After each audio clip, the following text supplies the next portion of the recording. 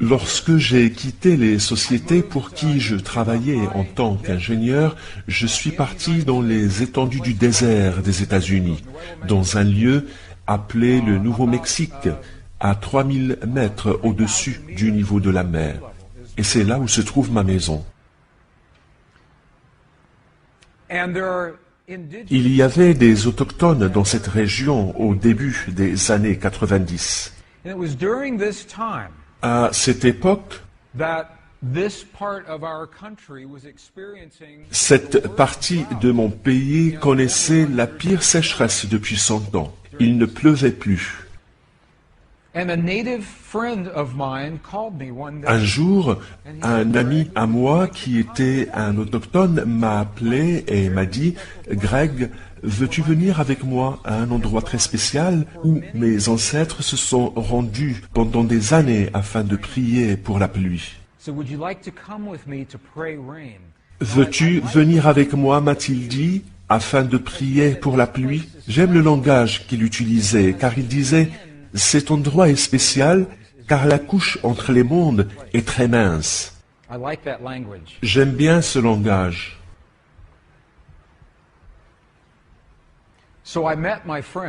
Je suis donc allé à la rencontre de mon ami et il y avait un cercle en pierre, un peu comme celui-ci. Il ne s'agit pas de l'endroit réel, mais il était très similaire à celui-ci. Il faut dire que je n'étais pas préparé à voir ce que j'ai vu. Je pensais que j'allais voir des gens danser, entonner des chants, chanter, quelque chose de bien américain. Mais ce n'était pas le cas du tout. Mon ami s'est tout simplement assis, enlevé ses vieilles chaussures après être entré dans le cercle en pierre pieds nus. Il a rendu hommage à son passé en disant « Tous mes ancêtres, tous mes ancêtres, tous mes ancêtres sont avec moi maintenant. » Ensuite, il a fermé les yeux et joint ses mains comme pour exécuter une mudra, comme ceci. Ensuite, il m'a tourné le dos, mais ça n'a duré que 20 secondes à peu près. Il s'est ensuite retourné vers moi et il m'a dit « J'ai faim, est-ce que tu voudrais qu'on aille manger ?» D'accord, ai-je dit, mais ne m'as-tu pas dit que tu voulais prier pour la pluie?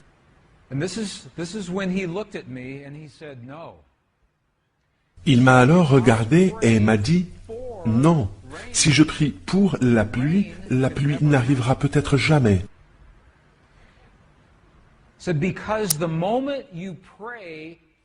Car prier pour quelque chose, c'est reconnaître que la chose n'existe pas encore dans le présent. Si vous dites, s'il te plaît Dieu, fais en sorte qu'il pleuve, fais en sorte que mes proches soient guéris, ou fais en sorte que la paix puisse régner dans le monde, ou encore fais en sorte que mon âme sœur soit une réalité dans ma vie. En disant cela, vous admettez implicitement que ce que vous demandez n'existe pas encore. Rappelez-vous que la divine matrice interprète tout de façon littérale. Si vous dites, s'il te plaît, fais en sorte que, la divine matrice vous dit, d'accord, je vais faire en sorte que, je vais faire en sorte que, et ainsi de suite, car il n'y a pas de fin, il n'y a pas un résultat bien défini. Vous comprenez? J'ai donc demandé à mon ami qui s'appelait David, je lui ai dit, si tu n'as pas prié pour la pluie, qu'est-ce que tu faisais alors quand tu avais les yeux fermés? Une si belle histoire.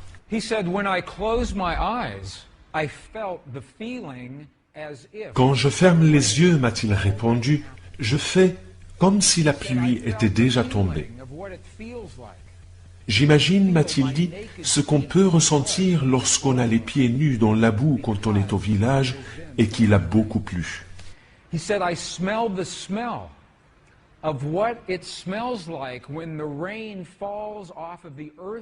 Je sens l'odeur, m'a-t-il dit, de la pluie qui tombe sur nos murs dans mon village. J'imagine ce que je peux ressentir quand je cours dans les champs de maïs et que le maïs est si haut parce qu'il a beaucoup plu. Ensuite, j'exprime ma gratitude et mon appréciation pour la pluie que j'imagine être déjà tombée, m'a-t-il dit. Donc, il n'a pas prié pour la pluie. Très intéressant.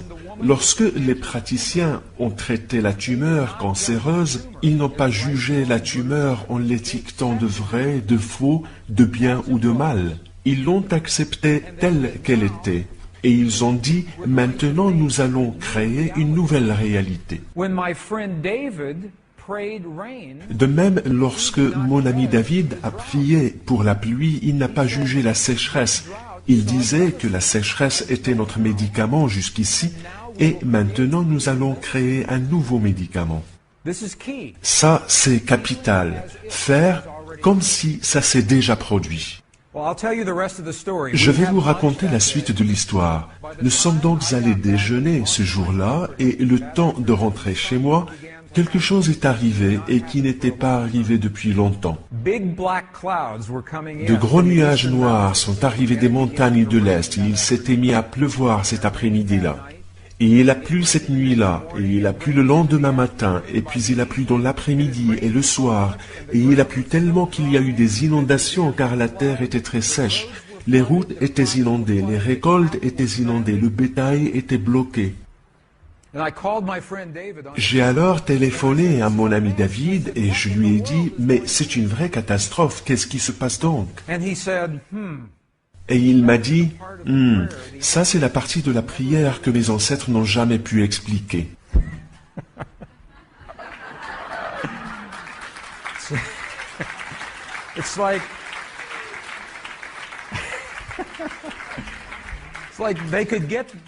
On aurait dit qu'ils savaient comment faire tomber la pluie, mais qu'ils ne savaient pas combien de pluie il fallait.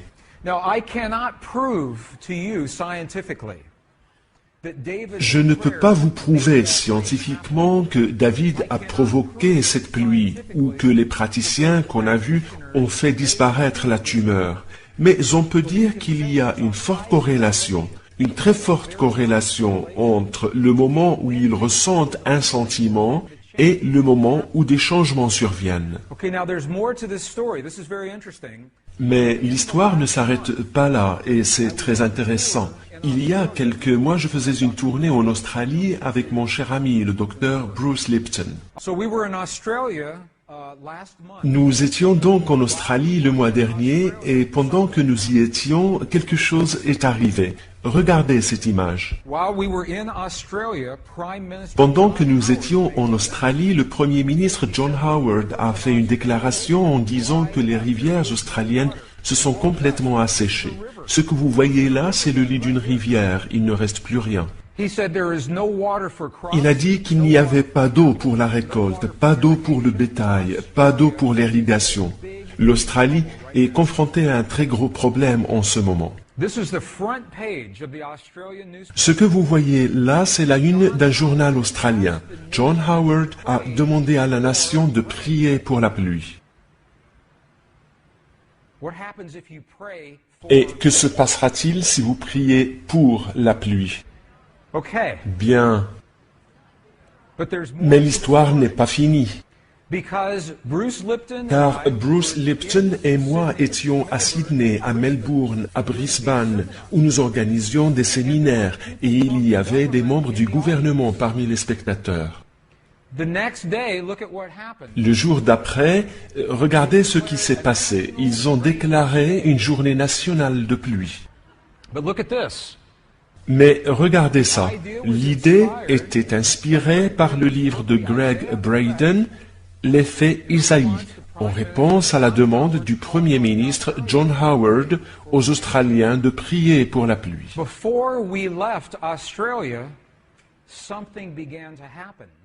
Et avant de quitter l'Australie, quelque chose s'est produit. Il s'est mis à pleuvoir, et il a plu. Il a plu tellement que, alors que nous étions à Sydney, les rues étaient inondées, et les gens n'y étaient pas préparés. La bonne nouvelle, c'est qu'il pleut en Australie maintenant. Je ne peux pas affirmer de manière scientifique que les prières étaient à l'origine de ces pluies. Mais ce que je peux dire, c'est qu'il y a une forte corrélation entre le moment où la prière a été dite et le moment où il s'est mis à pleuvoir. Et c'est de ce lien que nos ancêtres ont toujours parlé depuis des centaines et des milliers d'années. À savoir que l'on peut parler aux éléments de la terre, qu'on peut parler à notre corps et au monde qui nous entoure en vue de créer la paix.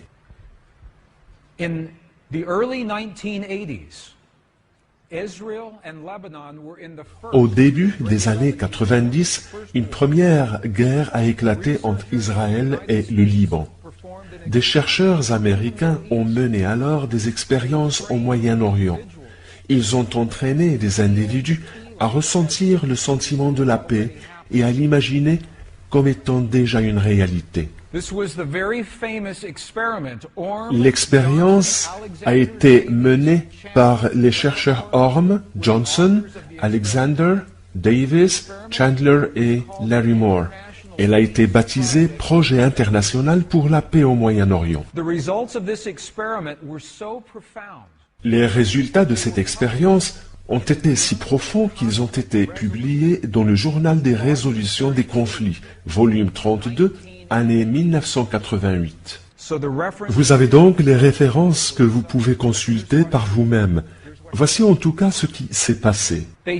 On a entraîné des individus à aller dans des zones ravagées par la guerre et à ressentir le sentiment de la paix et à l'imaginer comme étant déjà une réalité. Ils n'ont pas jugé les guerres, ils n'ont pas jugé les Israéliens ou les Palestiniens comme étant bons ou mauvais, ou les Libanais comme étant bons ou mauvais. Il n'y a pas de jugement ni d'ego. Ils y sont simplement allés et ils ont ressenti le sentiment de la paix qu'ils ont imaginé comme étant déjà une réalité. À l'instar de David qui ressentait le sentiment de la pluie comme étant déjà une réalité. Ou des praticiens qui imaginaient la femme déjà guérie. Vous voyez où je veux en venir. Et ce qui s'est passé, c'est qu'à chaque fois que les praticiens ont mené cette expérience, la paix devenait une réalité au Moyen-Orient. Les activités terroristes se sont carrément arrêtées. Le nombre des crimes a diminué. Les visites aux urgences ont diminué. Le nombre des accidents de la route a baissé. Et lorsque les praticiens arrêtaient de ressentir la paix lors de leur expérience, toutes les statistiques s'inversaient et tout redevenait comme avant. Les expérimentateurs se sont dit, bien, tout cela est peut-être dû à une coïncidence, c'est peut-être dû aux vacances ou à la pleine lune ou au nombre des gens dans les rues, plus élevé aujourd'hui par rapport à hier. Ils ont donc répété l'expérience plusieurs fois, mais à chaque fois, ils aboutissaient au même résultat. À vrai dire, ils ont pu déterminer le nombre de gens nécessaires pour ressentir la paix afin que celle-ci devienne effectivement une réalité dans cette partie du monde. Et voilà ce qu'ils ont découvert. Ils ont trouvé qu'il suffisait d'avoir la racine carrée de 1% de la population qui ressent le sentiment de paix pour que la paix devienne une réalité. Quel chiffre on aurait? Laissez-moi vous montrer la carte. Il suffit d'un petit nombre de gens, la racine carrée d'1% d'une population. Si vous avez une ville d'1 million d'habitants, combien d'habitants y a-t-il à Milan? Le savez-vous approximativement? 5 millions?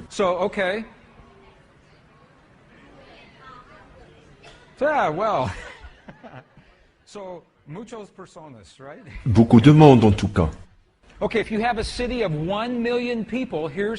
Bien, si vous avez une ville d'1 million d'habitants, voici comment la formule marche. Vous prenez le nombre total des gens que vous multipliez par 1%, donc 1 million fois 0,1, cela fait 1000 personnes. D'accord? Maintenant, vous soustrayez la racine carrée de 10 000 et ça donne 100 personnes. Dans une ville d'1 million d'habitants, s'il y a 100 personnes qui connaissent le langage de la paix, ils peuvent faire cette expérience.